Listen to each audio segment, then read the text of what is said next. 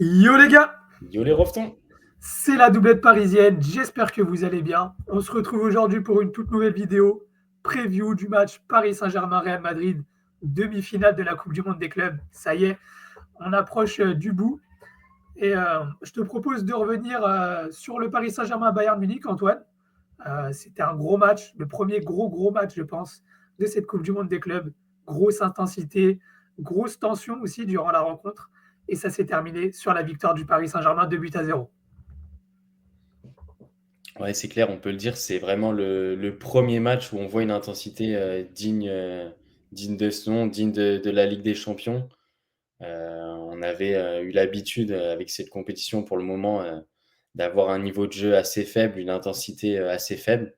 Et enfin, là, on commence à prendre du plaisir dans cette compétition. Et on a vraiment hâte de voir ce PSG Real Madrid. Donc, c'est vraiment deux équipes qui sont en train de monter en puissance en cette fin de saison, voire en ce début de saison. Ouais, tout à fait. Bon, le Paris Saint-Germain, ils sont bien depuis un petit moment. Si on revient un petit peu sur le Bayern Munich, je trouve que c'était toujours très cohérent. Un gros pressing, un gros match de Joao Neves à la récupération. Ouais. Euh, des individualités comme Achraf Hakimi et même Bradley Barcola se sont distingués, je trouve, malgré la finition un peu bancale de notre ami Bradley. Euh, C'était un gros match, il y a eu un gros pressing côté bavarois aussi, qui a pas mal gêné les Parisiens à la relance. Il y a eu aussi un gros fait de jeu, hein, la blessure de Moussiala en toute fin de première mi-temps, qui a Ouais. peut-être un peu Force à tué les lui. jambes de certains de ses coéquipiers. Ouais. Grosse force à lui, un bon rétablissement. Ça va être quelques mois sans lui, je pense, encore une fois. Lui qui revenait de blessure durant cette Coupe du Monde des clubs. Mais c'était un gros match. C'était un gros match, grosse intensité, comme tu as dit. Et ça fait plaisir parce que ça commençait à tarder dans cette Coupe du Monde des clubs. Petites ambiances, euh, petit match finalement, hein. C'est comme on l'a dit durant les précédentes vidéos, ça ressemblait un petit peu à des matchs de pré-saison. Donc ça fait plaisir. Et le Paris Saint-Germain bat son ennemi, le Bayern Munich, qui les avait battus aussi en fin d'année dernière, 1-0, on se rappelle, en Ligue des Champions, en phase de poule. Donc les Parisiens, finalement, ont pris leur revanche sur un peu toutes les équipes qui les ont battus au début. Arsenal, Atlético Madrid, Bayern Munich. Donc on va voir peut-être le Real Madrid en demi-finale de cette Coupe du Monde des clubs pour prendre notre revanche à l'élimination en 2021, il me semble, face au Real Madrid. Ouais, c'est clair que c'était un gros match, comme tu l'as dit, PSG Bayern Munich. Et c'est peut-être la première fois, hormis Botafogo et on va dire Aston Villa, qu'on sent une équipe parisienne qui est vraiment embêtée dans la construction de son jeu, ou en face, il y a de la concurrence réellement dans le jeu. Ça faisait un petit moment qu'on les avait pas vus en difficulté. Je m'attendais pas à un Bayern Munich de ce niveau-là. Ils ont su répondre présent. Ils m'ont assez surpris, le Bayern. Au Ouais, final, Paris c'est la continuité hein, de cette année. C'est fort, c'est le collectif. Tous les faits de jeu tournent, on va dire, en faveur du Paris Saint-Germain. Ils jouent à 9, mais derrière, ça continue à gagner. On va pas dire que c'est tous les faits de jeu, mais en tout cas, il y a cette réussite qu'il n'y avait pas ces dernières années. Un PSG à 9, il y a 2 3 ans, ils auraient pris 4-1. ouais, c'est ça, c'est Donc, clair. non, Après tous ça, les faits de c'est ce jeu, qu'on aime hein, dans cette équipe, c'est cet esprit collectif. Et comme j'ai dit, ouais, le Bayern a su les embêter. Et je voyais qu'une équipe en Europe capable réellement d'embêter le PSG, c'était le FC Barcelone qui n'est pas dans cette compétition. Maintenant, c'est place au Real Madrid. C'est un nouveau Real Madrid. tout à fait. Donc, il y a un projet de jeu qui est un petit peu différent de Ancelotti. Je pense pas que le Real Madrid ira chercher les Parisiens autant que les Bavarois. Je sais pas ce que tu en penses, toi. Non, je pense pas. Déjà, la question qu'on va se poser, c'est est-ce que Kylian Mbappé sera titulaire? Mm. Donc ça, je pense que ça peut changer aussi pas mal de choses au niveau pressing, parce que si c'est un Gonzalo Garcia, lui, il va pouvoir faire le pressing nécessaire et demandé par Xabi Alonso. Là, Kylian Mbappé, bon, il y a eu quelques bouts de pressing, mais voilà, c'est sur 5-10 mètres. c'est assez ponctuel. C'est des pressings assez courts, hein. Après, ils étaient déjà pas mal hauts face au Borussia Dortmund, le Real Madrid. Ils avaient quand même fait un gros match, même si la fin du match laissait un peu à désirer. Il y a eu pas mal de relâchements. Ouais, Ils perdent aussi Eusen, hein, qui prend un carton rouge. Et ça, ouais. je pense que ça va changer aussi pas mal de choses parce que c'était la première rampe de lancement. C'est lui qui était à la relance au Ouais, niveau et dans une défenseur. défense à 3. Ouais, parce qu'on a Chouameni qui redescend d'un cran quand ils ont la balle. Ouais. Donc, ouais, Est-ce non, qu'il conservera du coup cette compo-là, Xabi Alonso, avec cette absence? Je pense quand même, parce il a de quoi je faire pense. sur le banc. Mais c'est Je vrai que pense, c'est sa philosophie. ouais, ça peut changer beaucoup de choses. Je sais pas si toi tu vois titulaire Mbappé. Moi, je pense que j'ai mon petit avis là-dessus et je le vois bien démarrer sur le banc au vu de l'état de forme de Garcia. Bah oui. Non, moi, j'aimerais. En tout cas, c'est un souhait. J'aimerais qu'il soit titulaire. Je Ouais, veux qu'on batte le Real avec Mbappé titulaire. ouais, Après, c'est vrai. Est-ce qu'il va être remplaçant? S'il est remplaçant, c'est vraiment pour le couvrir, se cacher derrière le fait qu'il ne soit pas à 100%. Mais normalement, un Mbappé comme ça, il doit jouer tous les jours, à 100% ou pas à 100%. C'est les matchs qu'il aime. Après, voilà, peut-être ça va être une demande de sa part, hein, qui veut être sur le banc euh, pour avoir déjà sa petite excuse en cas de défaite. Et, mais moi, j'aimerais qu'il soit là. En tout cas, s'il est titulaire, euh, ça va être Xabi Alonso qui va faire des choix, du coup. Est-ce qu'il va sortir Vinicius? Est-ce qu'il va sortir Gonzalo Ramos? Est-ce qu'il va mettre les trois? Mais du coup, tu vas voir peut-être un Arda Güler qui sera remplaçant. Il y a pas mal d'interrogations. Moi, je pense qu'il va quand même mettre Vinicius et Kylian Mbappé. Ouais. Une chose est sûre, c'est qu'il mettra pas Rodrigo. Ah, ça m'étonnerait. Rodrigo, il est sur le départ. J'ai vu quelques rumeurs, hein, du côté du Paris Saint-Germain, mais on verra. Arsenal, Paris Saint-Germain. Ouais, je sais pas, ça va être quoi, 100 millions en plus? Ouais. Je pense que si on rentrait un peu dans le vif du sujet pour ce match, euh, comme on l'a dit, je pense que les Parisiens vont vraiment pouvoir mettre en place leur jeu de possession. Je pense pas qu'ils vont être trop embêtés, comme on l'a dit, dans le pressing madrilène. Mm, Par contre, il faudra toujours faire attention sur les contre-attaques. Les offensives madrilènes, ça va aller très très vite devant. ah Ils oui. n'auront pas tant d'occasions que ça. Il faudra vite combler les trous comme on sait le faire. Pas les laisser prendre de vitesse en contre. Euh, mais je vois vraiment le PSG se créer beaucoup d'occasions et avoir vraiment une mainmise sur ce match. Je sais pas si tu as le même point de vue, toi. Non, non, non, je pense aussi, hein. En plus, je pense que Luis Enrique va pouvoir mettre là son 11 type. Je pense que Ousmane Dembélé va revenir dans le 11. Sans pas de Euh, chaud. Sans Pacho. Ah oui, sans Pacho.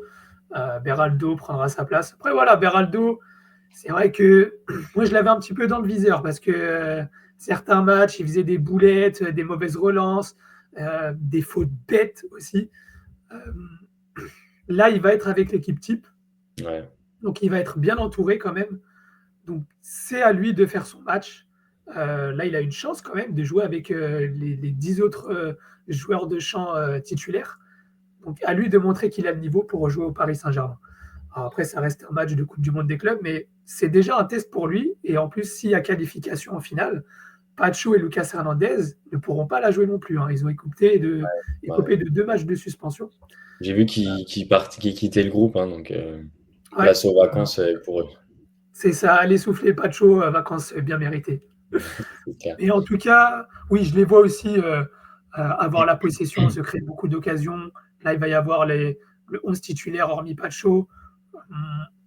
Voilà, je m'attends à un gros match, un gros pressing. Comme d'habitude, en fait, le PSG Saint-Germain va réciter sa leçon. Après, comme tu l'as dit, attention aux transitions rapides, hein. Le Real Madrid ont des joueurs assez rapides. Tu vas avoir des Vinicius, potentiellement Kylian Mbappé. Tu as Arda Güler qui peut donner des bons ballons, Bellingham qui se projette beaucoup. Voilà, attention aux transitions rapides.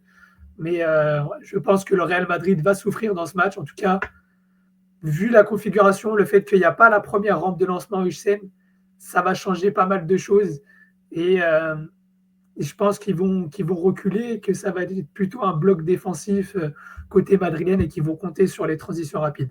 Je pense que la philosophie de jeu de Xabi Alonso, qui est aussi basée sur un pressing, avoir la possession, va en prendre un petit coup avec cette Ouais, absence, parce que c'est une absence quand même importante, hein. Il a été là durant tous les matchs où depuis Xabi Alonso est entraîneur.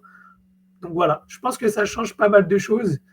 Ils l'ont recruté aussi, Wissem, pour ça, hein, pour ses qualités à la relance. Donc, mm. euh, donc à voir. Mais je pense que oui, le Paris Saint-Germain aura le ballon, pardon. Ils vont se créer des occasions, des situations, à eux de les convertir. Ouais, et puis même, je pense qu'au milieu de terrain, je vois mal le Real Madrid pouvoir rivaliser, pardon, avec ce milieu du Paris Saint-Germain là. Je trouve que c'est Ouais, encore trop.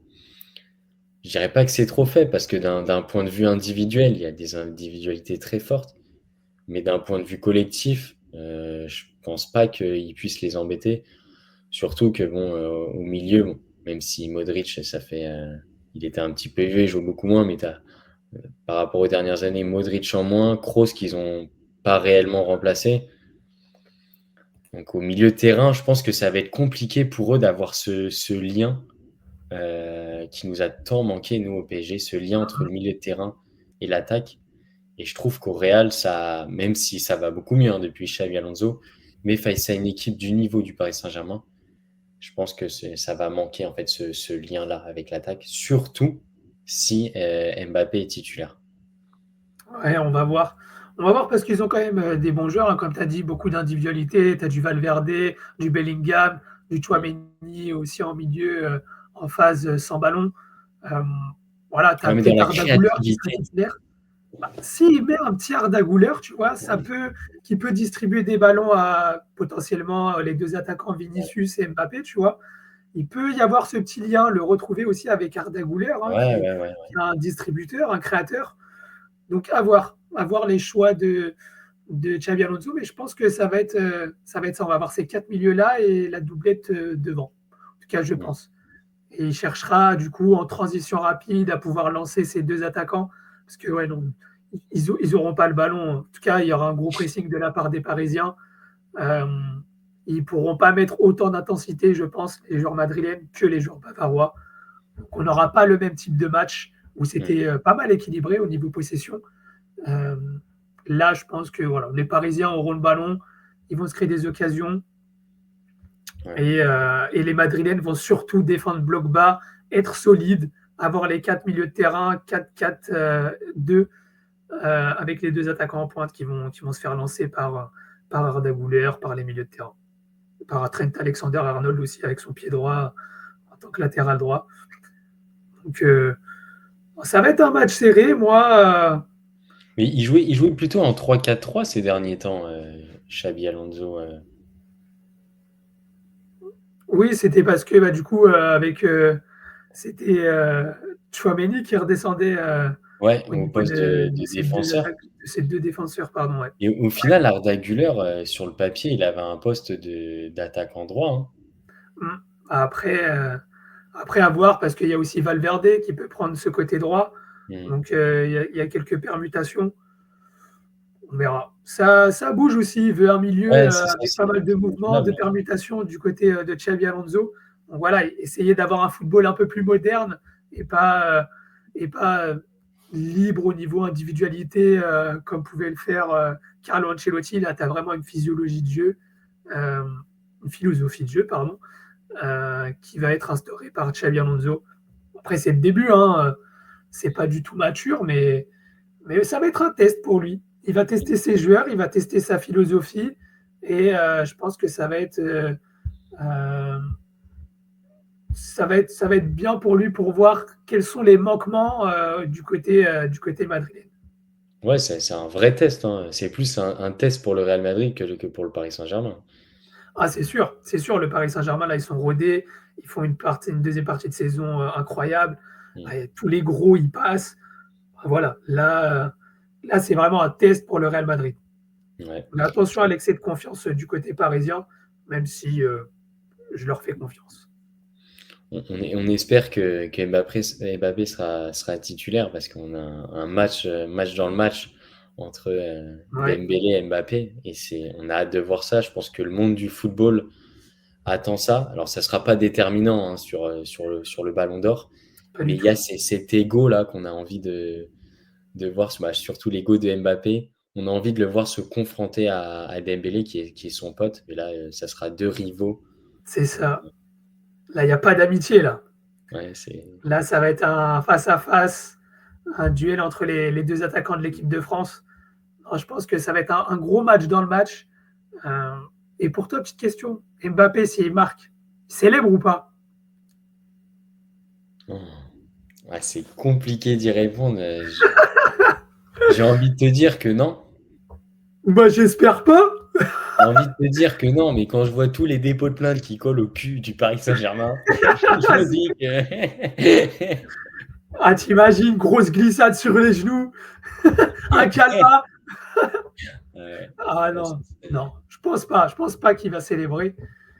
Mais au fond de lui, il va crier. Hein. ouais, il a cet esprit revanchard. Hein. Paris a gagné la Ligue des Champions C'est sans sûr. lui. Je pense que là, son ego, il est redescendu au plus bas. Il va vouloir prouver hein, pendant ce match, c'est évident. Donc, on l'attend de pied ferme et ça sera potentiellement un duel avec Beraldo. Ah oui. Bon, ça, c'est un peu plus compliqué. Hein. Ça, on va pas en parler dans cette vidéo, les gars. C'est clair. Non, on parlera du débrief où Beraldo aura muselé Kylian Mbappé. Ne vous inquiétez pas. Prenez note, les gars, prenez note. Non, en tout cas, je sais pas, est-ce que tu as un petit prono pour clôturer cette vidéo?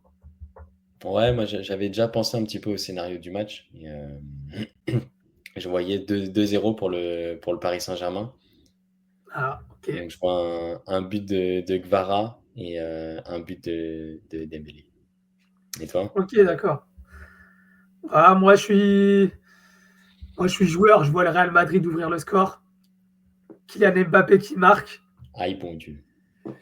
Il célèbre pas, mais très content au fond de lui.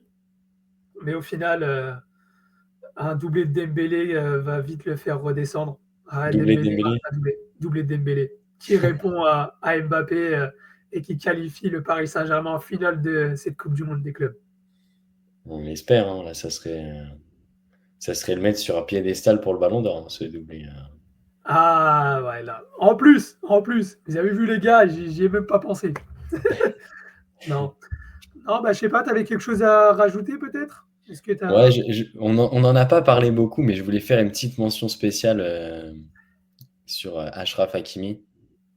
Euh, Ah oui, c'est vrai qu'on n'en a pas parlé Achraf de lui. Hakimi, que dire de ce joueur? Il est exceptionnel. Il nous l'a encore montré une nouvelle fois face au Bayern Munich. Il dribble trois joueurs. Il fait une passe décisive pour Dembélé.